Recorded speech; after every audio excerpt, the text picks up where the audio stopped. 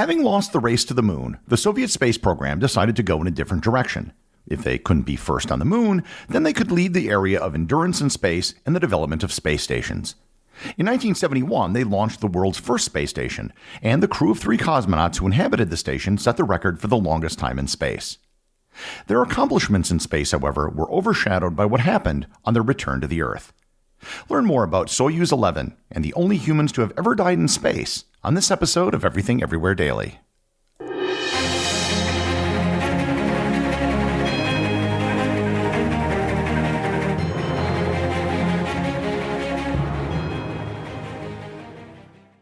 This episode is sponsored by Noom. You know the problem with fads, they come and they go. But when it comes to weight management plans, you want a long-term solution. And that's Noom. You're probably well aware that lots of weight programs out there focus on what you eat. Well, Noom is using science to help you understand why you eat, and that makes a huge difference. Noom takes a psychology-based approach to help you build better habits and behaviors that are easier to maintain. Noom helps you understand the science behind your eating choices and why you have those cravings.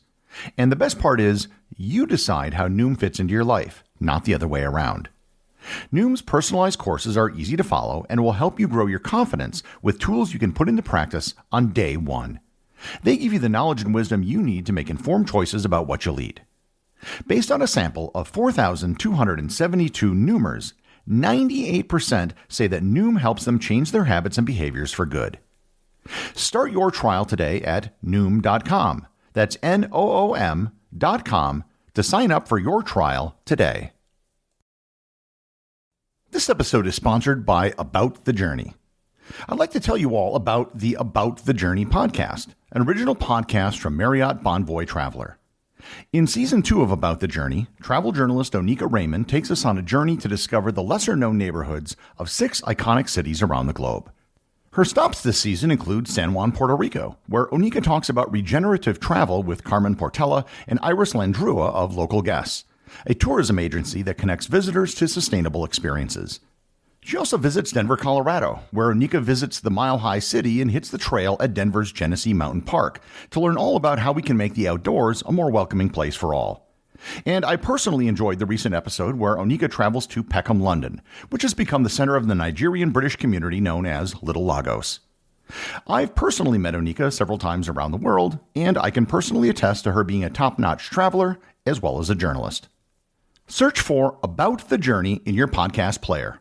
Once again, that's About the Journey. You can also click on a link in the show notes.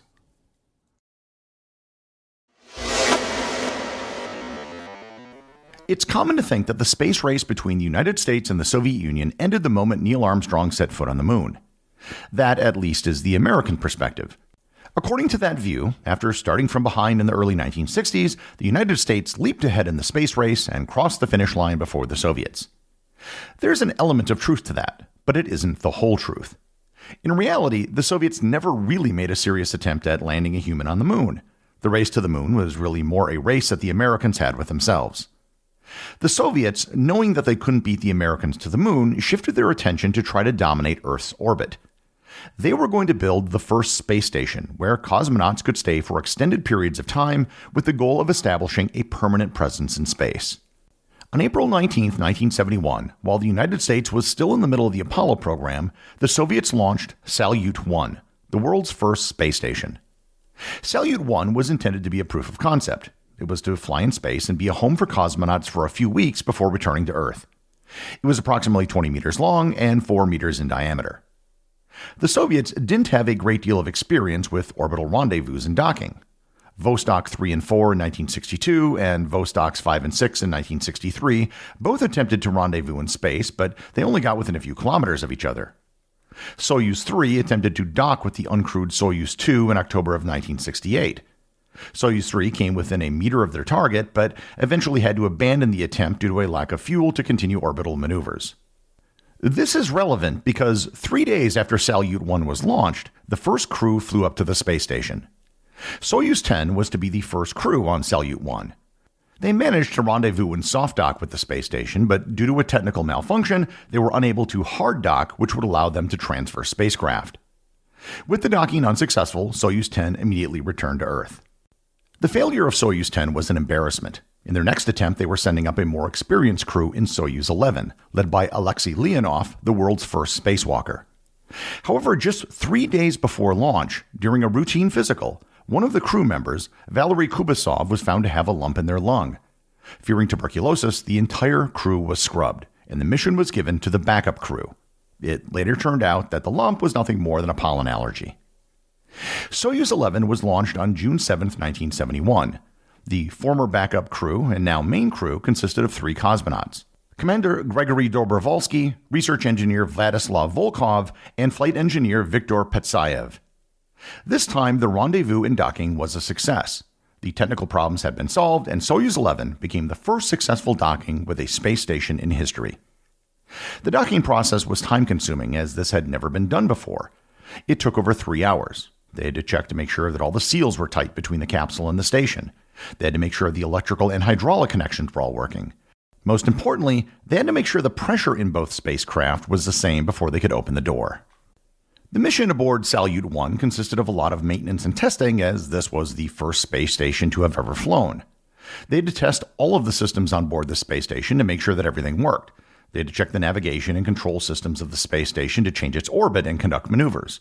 One of the objectives of the mission was to establish the record for time spent in space, so they did have quite a bit of time on their hands. They conducted scientific observations of the Earth's surface, studying geology, snow, and ice cover, as well as observations of the atmosphere. Perhaps most importantly, they were able to conduct studies on themselves, as they now had spent more time in space than any other human beings. They worked out on the first treadmill in space. They grew Chinese cabbage and onions, the first plants grown in space. And they operated the first astronomical telescope in space. They also did daily television programs for Soviet citizens from space, something that Soviet journalists dubbed Cosmovision. After 23 days in space and 362 orbits around the Earth, the decision was made to bring the crew home a bit early. Mechanical problems were developing on board the space station, and there had been a small electrical fire. Before leaving, they put the space station into a higher orbit to prevent any orbital decay that might occur until the next crew arrived. On June 29, 1971, the crew left Salyut 1 and entered the Soyuz 11 capsule and started the process to re-enter the Earth's atmosphere. With them were some scientific samples, tapes, and other gear used during their mission. As they were about to leave, there was a warning light in their capsule, indicating that the hatch on their capsule hadn't been sealed properly. The team on the ground took them through a procedure to clear any possible objects which prevented the hatch from sealing, but the warning light remained on. Despite the warning light, ground control determined that the hatch was in fact sealed, and they were given the order to separate from Salyut 1. As they pulled away, they circled the space station and took photos of what had been their home for the last 23 days. After 3 orbits, Commander Dobrovolsky fired the retro rockets to slow their speed for re-entry, and 9 minutes later, they fired the explosive bolts to separate the descent capsule from the rest of the spacecraft. As far as everyone on the ground was concerned, the return went according to plan. The capsule re-entered the atmosphere, the parachutes deployed, and they landed not far from their target in what is today central Kazakhstan. Mission Control was worried when they didn't hear any voice communications from the crew when they re-entered the atmosphere, but those were relieved when they saw the parachutes open. When the recovery team reached the capsule, they knocked on the hatch, which was a sign to let the cosmonauts know that they had arrived. The cosmonauts were to knock back as an all's well signal. However, the recovery team didn't hear a reply. When they opened the hatch of the capsule, the recovery team was horrified at what they saw.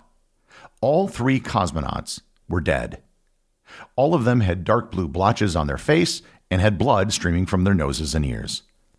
This had been the second Soviet space flight to end in disaster following the death of Vladimir Komarov in Soyuz 1 in 1967, on which I've done a previous episode.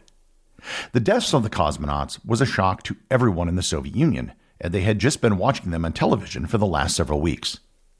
The men were posthumously granted the Hero of Soviet Union medal, and their bodies lay in state for several days as thousands of mourners paid their respects. After a full state funeral, their ashes were interred in the wall of the Kremlin. The Americans sent an astronaut, Thomas Stafford, as their representative to the funeral, where he was hosted by the cosmonaut Alexei Leonov. The friendship the 2 men struck culminated in the Apollo-Soyuz mission in 1975, where the 2 men met and shook hands in space. 1 month after the funeral, Dave Scott and Jim Irwin of Apollo 15 placed a plaque and small statue on the moon to commemorate all fallen astronauts and cosmonauts, including the crew of Soyuz 11.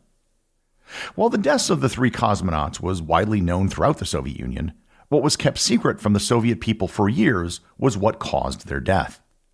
The 3 men had obviously died of asphyxiation. An investigation into their deaths soon discovered the problem. When the descent capsule separated from the rest of the craft just before re-entry, a faulty valve sprang open. The valve was only supposed to open to allow air to enter the capsule when it had reached an altitude of 4 kilometers. When it accidentally opened, the capsule was still in the vacuum of space, and air inside the capsule escaped. The position of the men inside the capsule indicated that they recognized the problem and attempted to close the valve. However, the process of manually closing the valve took several minutes. The heart monitor data showed that all 3 astronauts were dead in under 2 minutes after the loss of pressure, and for much of that time, they would have been unable to function. Prior to the mission, the original commander, Alexei Leonov, told the crew to manually close the valve between the orbital and descent modules because he didn't trust them. None of the cosmonauts did the manual valve closures as suggested. But perhaps most importantly, none of the cosmonauts were wearing pressurized spacesuits, which would have protected them from such an event. The tragedy of Soyuz 11 resulted in many changes to the Soviet space program.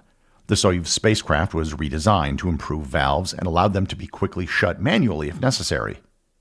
Future Soyuz flights were also changed from 3 cosmonauts to 2. The extra space in the cabin allowed for each cosmonaut to wear a pressure suit during launch and re-entry. Soyuz spacecraft are still being used today, and since Soyuz 11, there hasn't been a single fatality. As for Salyut 1, the world's first space station, no other crews were ever sent to it, and in October of 1971, it was deorbited over the Pacific Ocean after only 175 days in orbit. The legacy of Soyuz 11 is very bittersweet. It was a record-setting mission. The cosmonauts were the first ever to live on a space station, and they broke the record for the longest time in orbit. The things that they did in orbit were the first time many of them had ever been done before. In the end, however, Soyuz 11 has gone down in history as one of the greatest tragedies in the history of spaceflight. As all 3 cosmonauts died above the Kármán line while still in orbit, they remain the first and so far only human beings to have ever died in space. The executive producer of Everything Everywhere Daily is Charles Daniel. The associate producers are Thor Thompson and Peter Bennett. Today's review comes from listener Hen Cow over on Apple Podcasts in the United States. They write, "A great podcast. Thanks for making this podcast. It is very stimulating and easy to understand. I look forward to new episodes every day." Well, thank you, Hen Cow. Be aware that genetically combining hens and cows might be intellectually interesting, but it could result in a flying hybrid bovine chicken that could take over the world.